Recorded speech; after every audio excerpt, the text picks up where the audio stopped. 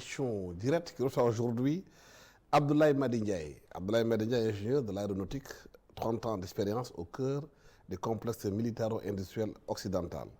Président fondateur de 3A, administrateur de l'Institut Mandela. Abdoulaye aussi a failli être candidat à l'élection présidentielle au Sénégal. Il est entre le Sénégal et la France. Il amorce son retour au pays. Abdoulaye Ndiaye, merci d'avoir accepté notre invitation. Vous êtes Sénégalais, c'est vrai, vous vivez à l'extérieur, vous êtes en train de revenir au Sénégal pour vous positionner par rapport au plan politique. Quelle analyse faites-vous des premiers mois de l'alternance au Sénégal, cette troisième alternance? Excellent. Bonjour, vraiment Alassane. C'est un plaisir d'être ici, dans vos nouveaux locaux, de pouvoir vous rencontrer enfin, et aussi que ce soit l'opportunité justement une date importante pour le Sénégal, une date importante certainement pour vous parce que je suis l'un des premiers invités, mais aussi rappelons le départ du premier président du Sénégal. Léopold Sédar Senghor. Aujourd'hui, le 9 octobre. Voilà, donc commémorons justement sa part d'homme, parce que cet homme-là a participé justement à lancer ce pays et a fait vraiment beaucoup de choses. Et c'est un grand homme, donc c'est important de commencer comme ça. Qu'est-ce qu'on pense de l'alternance? Vous voyez, moi je ne suis pas surpris. Pourquoi? Je ne suis pas surpris parce que j'avais beaucoup de problèmes vraiment avec ces gens au pouvoir. Et la question, les divergences étaient économiques d'entrée. Vous voyez, parce que moi, je suis quelqu'un qui est vraiment dans l'économie mondiale, parce que l'aéronautique, c'est une entreprise mondiale. Et je pense qu'il y a certaines choses qui montraient qu'il y avait un grand problème. Le fait de commencer déjà par parler à l'époque du CFA. Vous voyez, à l'époque, j'avais dit qu'il ne faut pas parler de changer de monnaie. Ces choses-là ne se disent pas sur les toits, que la monnaie n'est pas une affaire d'idéologie, c'est une affaire d'économie.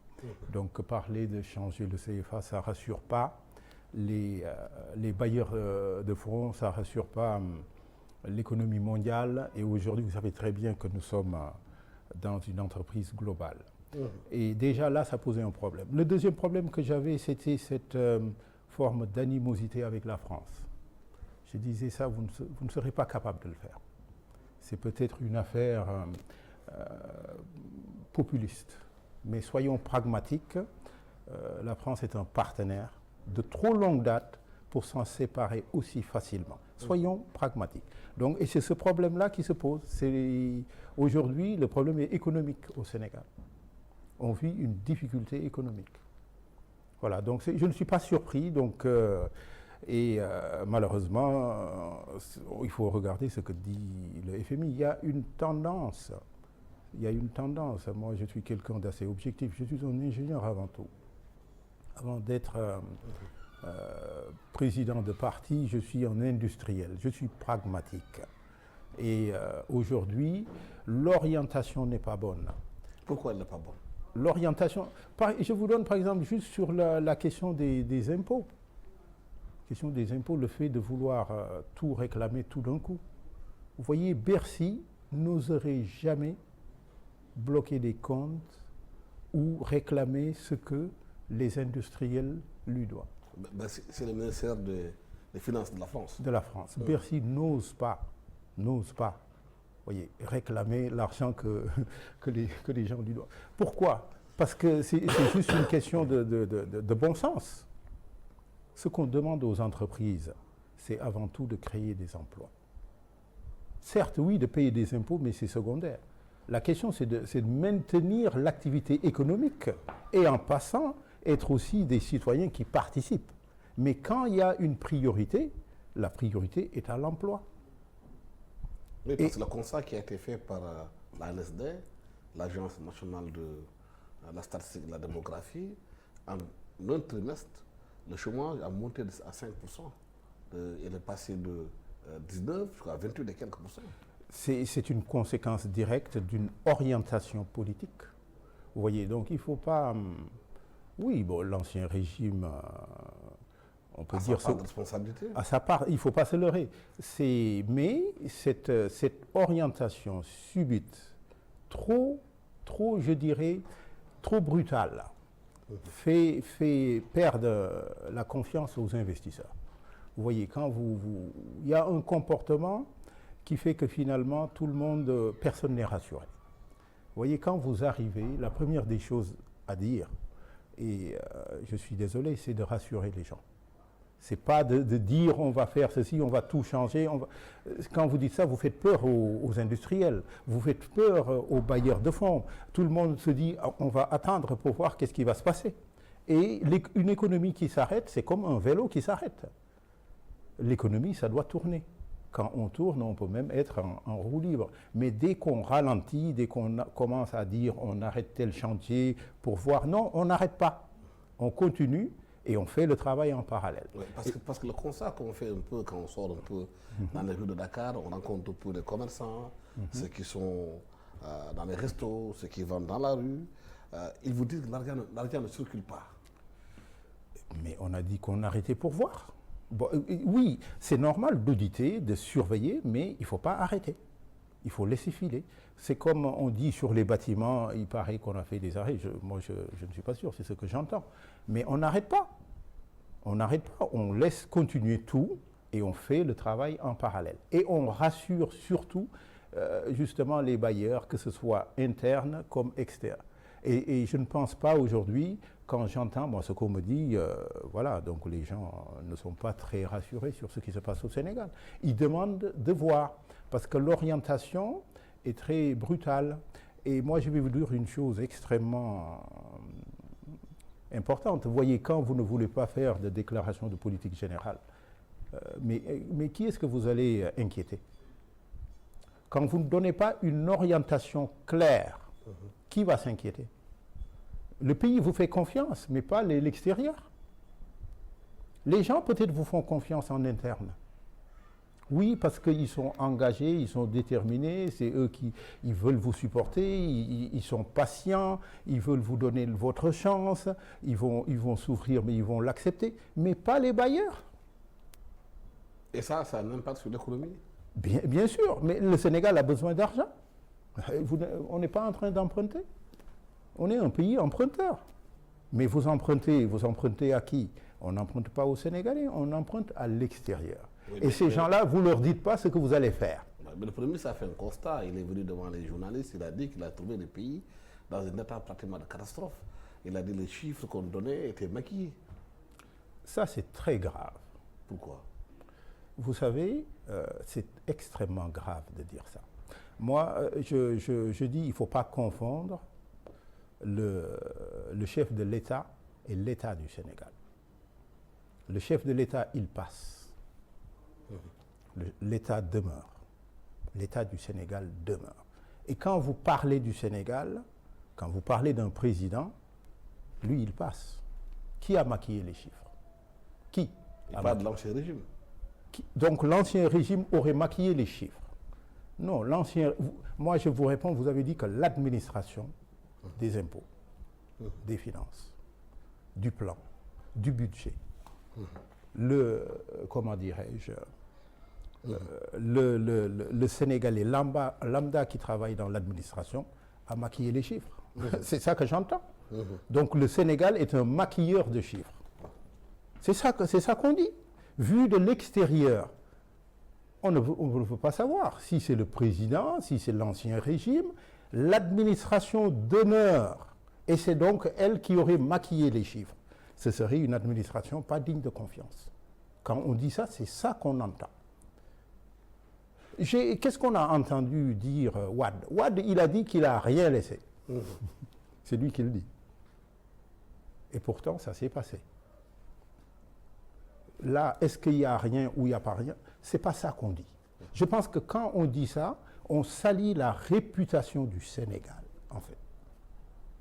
Peut-être qu'on salit la réputation de l'ancien régime, mais on salit du même coup la totalité des Sénégalais. Mais pourtant, le Sénégal est un pays qualifié de pays qui a beaucoup de potentialité, de ressources humaines, qui a de l'or, qui a du pétrole, du zircon et beaucoup de ressources. Vous êtes au cœur de l'innovation technologique.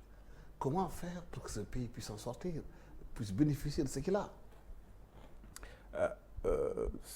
Cette question est fondamentale. Vous avez parlé de ressources, mais moi je vais dissocier les ressources. Vous savez, on a le zirconium par exemple. On le vend très peu la tonne, parce qu'on ne sait pas ce que c'est. Le zirconium est une matière magique au niveau technologique.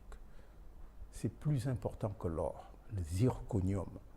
C'est une création divine extraordinaire. Les Sénégalais ne savent pas c'est quoi le zirconium. Où est-ce qu'on utilise le zirconium? C'est une matière extraordinaire. On le vend. Vous voulez que le Sénégal ne profite pas? On ne sait pas ce que c'est. On le vend très peu. J'avais entendu un chiffre de 20 000 francs la tonne. Mais on ne sait pas ce que c'est. Oui. Si on savait ce que c'est, on ne le vendrait pas, tout simplement. Qu'est-ce que c'est le zirconium? Mais le zirconium est au cœur de la technologie mondiale. C'est une matière qui a une capacité d'absorption de tout ce qui est énergie sans changer ses caractéristiques. Mais on a besoin de ça, mais partout au cœur, le plus profond de la technologie, on a besoin de ça. Mais on ne le sait pas. En tant que on aurait dû le transformer. Mais sur place, ici au Sénégal. Sur place, on ne sait pas ce que c'est. On ne sait pas ce que c'est. Il y a un lien entre le zirconium et la navette spatiale.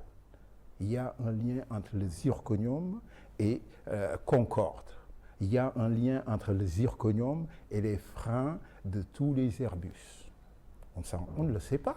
On ne sait pas que c'est une matière extraordinaire. Et on vend ça. Voilà, donc on parle de ressources. Quand on parle de ressources, il faut savoir de quoi on parle. Mais on a une ressource encore plus extraordinaire. Laquelle?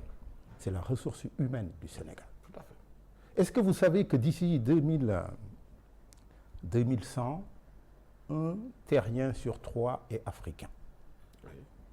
Un terrien sur 3. Et ça pose un problème majeur pour la totalité des puissances mondiales. La démographie? La démographie africaine. C'est un atout pour l'Afrique? Parce qu'une population de cette taille-là, aussi jeune, c'est déjà une force extraordinaire.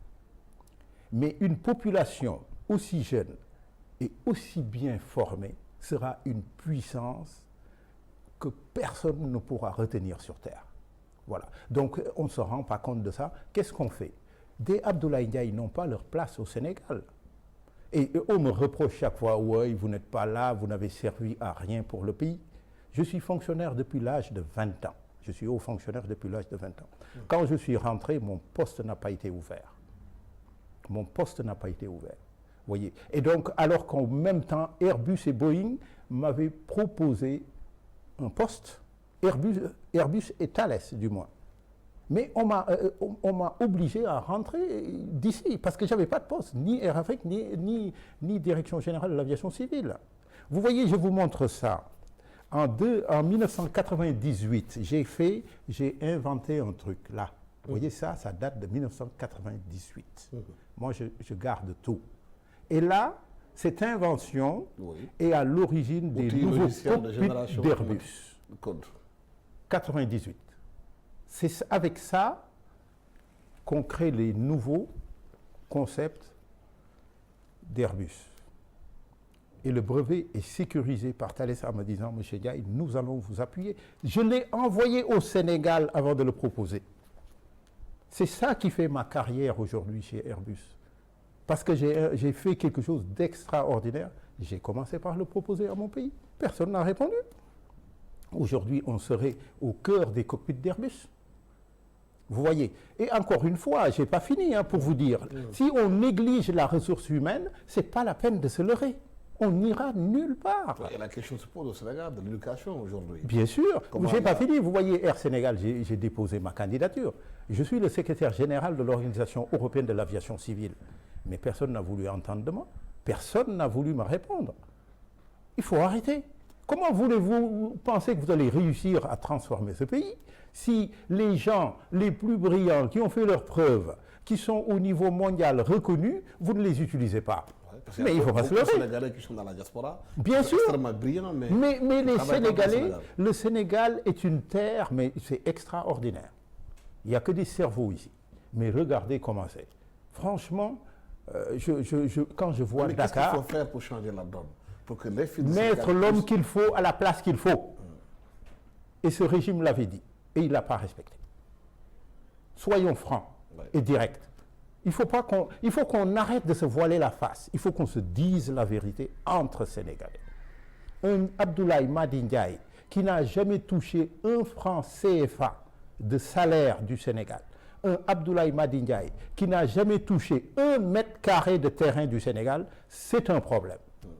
Alors qu'il est le secrétaire général de l'Organisation européenne de l'aviation civile, qu'il a fait tous les cockpits d'Airbus, voilà, qu'il sert l'économie mondiale, et son pays ne veut pas de lui, mais bien sûr ce pays n'ira nulle part, je vous le dis. C'est ça qu'on doit arrêter. Et quand ce gouvernement, ce nouveau régime avait dit qu'il allait mettre les hommes qu'il faut à la place qu'il faut, je le sais, hein, je sais qu'ils n'ont pas pourtant, exact- vous avez fait une analyse des programmes qui ont été donnés par les différents partis politiques qui voulaient concourir à diriger le Sénégal. Je vais vous donner ce document. Oui. Vous voyez, je suis un ingénieur. Et j'ai travaillé avec mon équipe sur la totalité des programmes des 17 candidats. Nous les avons regardés au peigne fin. Vous voyez. Et je vous offre ce document, l'analyse, vous allez voir. Oui. Et je vous dis, bon, sincèrement, le projet est l'un des programmes les plus faibles. Le projet, le PASTEF? Oui. Ah oui? Mais c'est un pourtant, projet... Ils disent qu'ils vont le présenter bientôt, le 17... Non, ils vont présenter quelque chose de nouveau. Ah. Non, ils ont été francs à ce niveau-là. Ils ont dit que... Mais M. Faye avait dit qu'il n'avait pas le temps de regarder son programme, qu'il était en détention. Oui. Il l'a dit, qu'il était en détention, qu'il n'a pas eu le temps de regarder ce programme. Il a dit devant les chaînes de télé qu'il sortait de prison et qu'ils n'ont pas eu le temps de regarder ça en détail. Le projet, vous savez, un projet n'est pas une obligation de résultat. C'est un programme qui est assujetti à une obligation de résultat. Un projet, ça peut ne pas aboutir. Quand on fait un avion, on fait un avant-projet d'avion. On le regarde avant de faire un projet d'avion. Donc le projet doit décliner en programme. Bien sûr. C'est le programme exécuté. C'est le programme qui est exécuté. Mais si vous avez un projet, vous n'avez pas encore quelque chose à exécuter. Vous allez devoir créer un programme et exécuter ce programme. Et nous, en attendant, on attend. Mais non, un pays ne peut pas attendre. Oui. Surtout qu'ils avaient dit qu'ils avaient la solution. Soyons francs, moi je suis quelqu'un d'assez pragmatique. Je ne suis pas dans cette animosité de farfarlot. Non, non, on est objectif. Et des fois, il faut accepter la vérité. Si vous n'acceptez pas la vérité, vous n'avancez pas. Si vous n'acceptez pas la critique, vous n'avancez pas. Oui, le Sénégal qui est à la croisée des chemins, vous parlez tantôt de projet qui n'a pas encore décliné en programme, qui doit être exécuté. Entre-temps, il y a l'attente qui est là. Bien sûr. Comment faire? Et il y a l'attente et l'arrêt. Il y a des arrêts sur beaucoup d'endroits. Sur le littoral, on a arrêté. Mais si vous arrêtez, les maçons ne travaillent pas.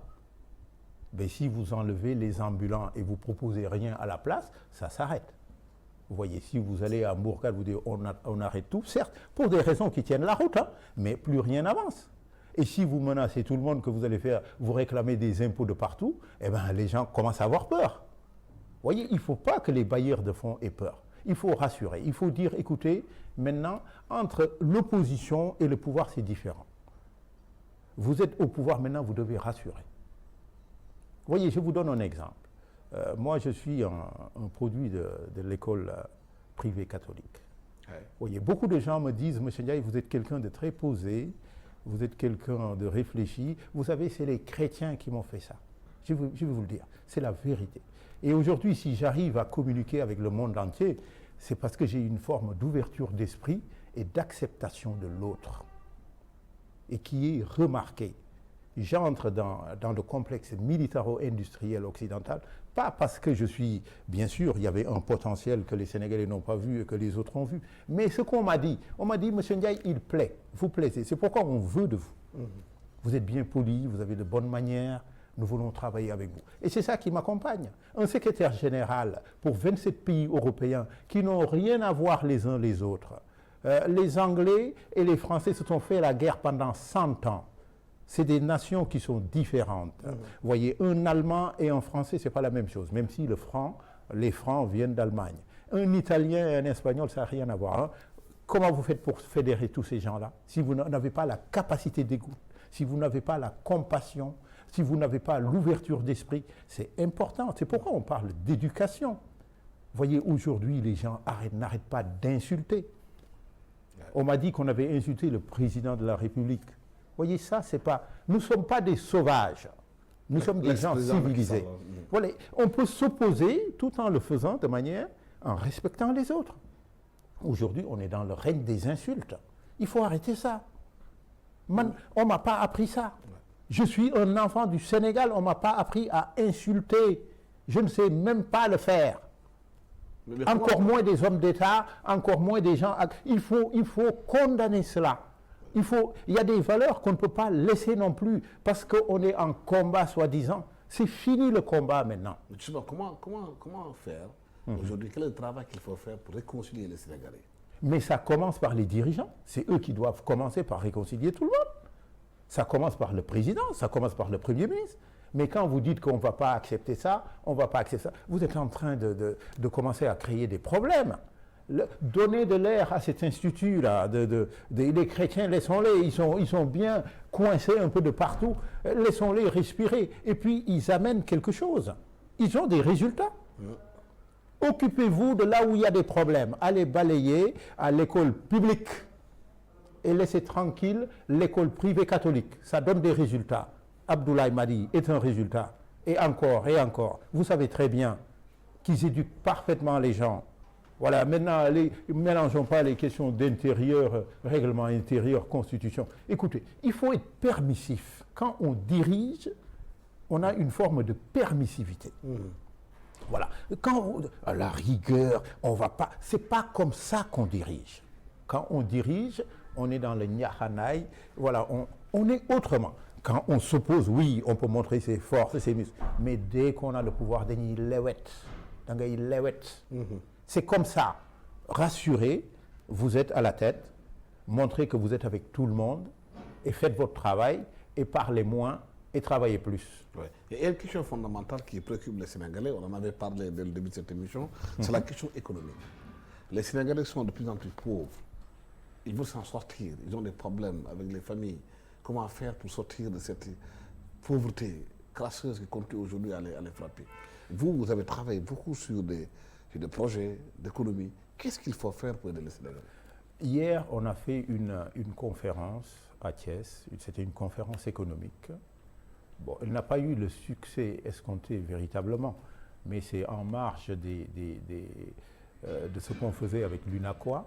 Bien sûr, il y a eu très peu d'intérêt, alors que j'avais invité sur les plateaux. Chaque ami que j'avais là pesait plus de 2 milliards d'euros de business international. Ils étaient là, ils ont attendu, ils étaient à l'heure, les Sénégalais n'étaient pas là, et ils étaient là. Donc, mais entre-temps, bien sûr, il y avait un forum et les gens étaient allés au forum là pour faire des trucs. Mais vous voyez, c'est ça qui montre vraiment le paradigme du Sénégalais. En fait, parce que là, on a des gens qui étaient disposés à aider, qui représentent quelque chose dans ce monde. Mais on est allé sur les trucs de Bawol, voilà. Donc, ça paraissait plus immédiat. En fait, finalement, à chercher à courir après les solutions immédiates, on ne regarde jamais les perspectives, alors que tout se construit. Est-ce que le fond de la question, c'est que quelque part, l'éducation qui était la trame du pays a été, depuis les années 80, avec les plans d'ajustement structurel, malheureusement, mise à terre, et qu'on ne s'occupe plus d'éducation dans ce pays? Oui, et le problème, il commence à la famille. Disons la vérité. Le problème, c'est la famille. Il y a un abandon. Je pense que... Et puis, au Sénégal, on ne prend même pas le temps d'analyser. Vous voyez, moi, j'ai pris le temps de faire l'analyse. Aujourd'hui, je vous garantis que je connais plus tous les candidats parce que j'ai étudié ça avec toute mon équipe. On a regardé, mais dans le détail. Vous allez voir, vous allez lire ce document. Il est disponible en plus parce que je suis prêt à le partager. C'est une édition de AMN Édition qu'on est prêt à partager au Sénégal. On ne fait pas de bilan. On ne fait pas de retour d'expérience, ce qu'on appelle le rétex. Voilà, donc, mais une société comme ça n'avance pas. Regardez, en 1975, on était au même niveau de PIB que la Côte d'Ivoire. La Côte d'Ivoire fait le double de l'économie sénégalaise aujourd'hui, avec le même franc CFA. Est-ce que vous savez qu'en 2023, la Côte d'Ivoire était le pays qui avait le plus progressé au monde? Progressé au monde, en 2023. Pourquoi? Mais qui a le plus progressé au niveau économique, tout simplement. Donc ça marche, la Côte d'Ivoire, ça avance. Et puis ils ont le CFA. Ah bon, le CFA est une bonne monnaie en fait. Est-ce que vous savez qu'en 2023, le pays où les gens étaient le plus heureux, c'était la Côte d'Ivoire au monde? C'est peut-être un effet Cannes ou je ne sais pas quoi, mais vous voyez. Donc, mais la Côte d'Ivoire, moi je côtoie beaucoup les Ivoiriens, eh bien ils progressent. Je vous garantis qu'ils progressent. Nous, on est une nation qui régresse. Je vous le garantis. Pourquoi on régresse? C'est la famille. Mais parce que, oui, on a détruit la famille. En fait, les gens deviennent de moins en moins bien éduqués. Vous voyez, avant, quand vous sortez une insulte, vous allez vous prendre une claque. Mais maintenant, qui on apprend à insulter où? Je pense que c'est dans les familles, malheureusement. Il y a une espèce de... On a une démission des pères une de famille, démission, des voilà. pères de famille. Et on n'a pas... En fait, les intellectuels du Sénégal ne font pas leur job. Ouais. Ils font de la politique. Ouais. Où sont les grands penseurs qui étudient l'évolution de la civilisation sénégalaise? Qui? Comment on évolue? On ne sait même pas ce qu'on est en train de faire. Il n'y a personne qui analyse le Sénégal et qui essaie de comprendre ce qu'on appelle en jargon aéronautique les causes racines. Parce que chaque fois que vous avez un problème, il y a une cause, mais peut-être cette cause n'est pas la vraie cause. Il faut aller chercher la cause racine, celle qui est à l'origine finalement le plus profond des problèmes. Et je pense, oui, le problème du Sénégal, c'est une question de famille. Ouais. La famille a démissionné. Ouais, mais pourtant, dans d'autres pays, cette question s'était posée, mais elle a été résolue. Quand on prend l'exemple de la Chine, oui. Quand Deng Xiaoping est venu au pouvoir, il a dit qu'un chat soit gris ou non, l'essentiel qui attrape la souris. Tout à fait. Et il a mis l'économie au cœur de la Chine, de la technologie et de la science. Tout à fait. Dans le pays, on ne parle pas de science, on ne parle pas de technologie ici. Oui, non, mais le pays, mais c'est parce qu'il y a une culture, il faut dire les choses. Hein. Il y a, je suis désolé, on me dit ça, je dis, non, on a enlevé notre culture et la nature a horreur du vide. Quelle est la culture sénégalaise aujourd'hui? Moi, je vous pose cette question. Qu'est-ce qui identifie le Sénégalais? Les flous. Vous voyez, c'est important. On ne sait plus. Du temps de Senghor, ce qui identifiait les Sénégalais, c'était l'intelligence, la finesse d'esprit, les bonnes manières. Un Sénégalais, dès qu'il arrivait, on savait que ça, c'était la culture, c'était l'éducation. Il était raffiné. C'était le raffinement. Voilà, c'était ça le Sénégalais, en fait. Il était grand, voilà, élégant. Vous voyez, donc, c'était ça le Sénégalais. Voyez, et puis c'est quelqu'un qui était fier, parce que l'histoire avait son poids, et on a détruit ça. Vous voyez, aujourd'hui, moi je sais qu'à l'époque, moi quand j'étais jeune, si vous ramenez 5 francs CFA à la maison, vous allez avoir un problème. Ouais. Maintenant, les gens tendent la main, mais de manière effrontée. Vous voyez, est-ce que vous avez vu ce changement? Est-ce que vous pensez que c'est normal? Mais le Sénégalais n'est même plus défini. Moi, je dis, bon, la nature a horreur du vide. Soyons, moi, je suis Sénégalais comme vous. Il ne faut pas me dire, oui, donc non, vous n'êtes pas ici. Moi, ça fait 8 siècles que ma famille est au Sénégal. 8 siècles. Je sors de Ndiaye directement. Voilà. J'en fais partie. Ce n'est pas parce qu'on est à l'extérieur qu'on n'a pas le droit de parler. Voilà. Je fais partie du Sénégal. Disons-nous la vérité. Franchement, moi j'ai été éduqué par les Sénégalais, en partie par la grande institution catholique. Mais c'était le choix de mes parents qui était de l'éducation nationale en fait. Inspecteur. Mais qu'est-ce qu'il faut faire pour soigner ce pays qui est malade? Quels sont les remèdes? Je pense qu'il faut mettre les gens qu'il faut à la place qu'il faut. Ce régime avait commencé de le dire et il ne l'a pas fait. Mais si on ne fait pas ça, si on n'utilise pas les ressources que nous avons, comment voulez-vous qu'on travaille? Vous ne voulez pas utiliser les ressources. Des Abdoulaye Ndiaye, vous n'en voulez pas. Non, Ken Khamouko. Mais ça, c'est inacceptable. Voyez. Mais vous voulez un bon poisson et vous attendez qu'on vous l'amène. Mais soyons curieux au moins. Réclamons les choses. On a des gens qui sont capables de diriger ce pays, qui sont un peu partout dans le monde. On a des gens, ils ont été formés pour faire ça. C'est des hommes d'État naturellement. On ne veut pas les utiliser. Mais il faut savoir ce qu'on veut. Moi, je dis, dites-nous qu'est-ce que vous voulez et on va le faire. Et c'est le Sénégalais qui ne sait pas ce qu'il veut. Billahi, c'est ça le problème. En fait, dites ce que vous voulez. Qu'est-ce que vous voulez? Sincèrement. Et on va le faire. Quand je pose cette question, le problème est total. Oui. Qu'est-ce qu'on veut? Qu'est-ce qu'on veut? Est-ce que les gens veulent qu'on développe le pays? Je pose la question, hein? Le problème, il est là. Et vous, déjà, vous avez une ambition pour le pays? Moi, je veux diriger ce pays. Pourquoi je veux diriger ce pays? Parce que j'ai une vision pour l'Afrique. J'ai une vision pour le Sénégal. Vous voyez. Donc, on parle de panafricain. Il n'y a pas plus panafricain que le français, que la France. La France, elle a créé le Dakar-Niger. De Dakar à Niamey. Et aller jusqu'à Bamako, nous a donné la main et nous, on a détruit jusqu'à Diamniadio. La France a créé Air Afrique. On a détruit Air Afrique. La France a créé le CFA pour tous les pays d'Afrique. On est en train de dire que ça ne marche pas. On n'est pas panafricain, on ne l'est pas. On ne l'est pas. On ne l'est pas. Donc, non. Je pense que c'est ces Sénégalais eux-mêmes qui doivent savoir ce qu'ils veulent. Moi, je suis là, moi, je veux diriger ce pays. Parce que je pense que je suis plus compétent que quiconque pour le diriger. Mais vous pouvez déjà commencer par la mairie de Thiès. Pourquoi pas? Ce dont vous êtes capable, c'est ça? Oui, je pense que moi, je peux... Vous voyez, l'entrée de Thiès, c'est comme les Champs-Élysées. Hein. Les Français nous ont donné ce qu'ils ont fait, eux aussi. Hein. En fait, pour montrer que quelque part, ils ne sont pas si méchants que ça. L'entrée de Thiès, c'est comme les Champs-Élysées. Voilà, pourquoi pas? Et je pense que comme je vois Dakar, moi, je dis que là, c'est ingérable. Je vous le dis sérieusement. Vous savez pourquoi c'est ingérable? On ne sait même pas se garer. Où sont les parkings?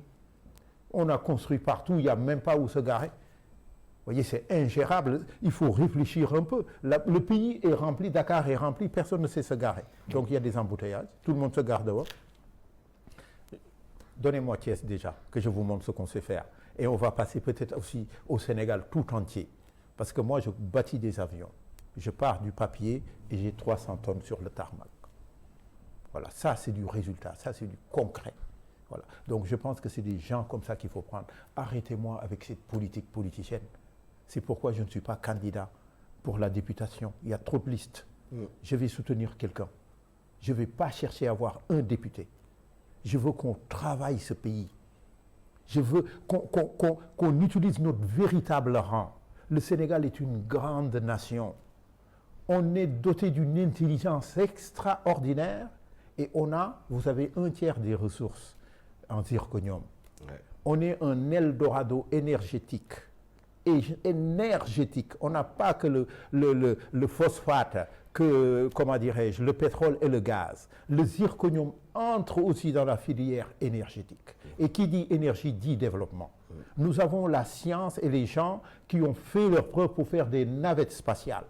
Donc on sait devenir l'équivalent du Far West, l'équivalent de la Silicon Valley pour toute l'Afrique. Mais vous devez accepter de faire ce pas. Et bien, il faut comme disait Senghor, hein, vous savez, Senghor dit le Sénégalais, il est brillant, mais il faut bugger Tchahan. Regardez, il le disait.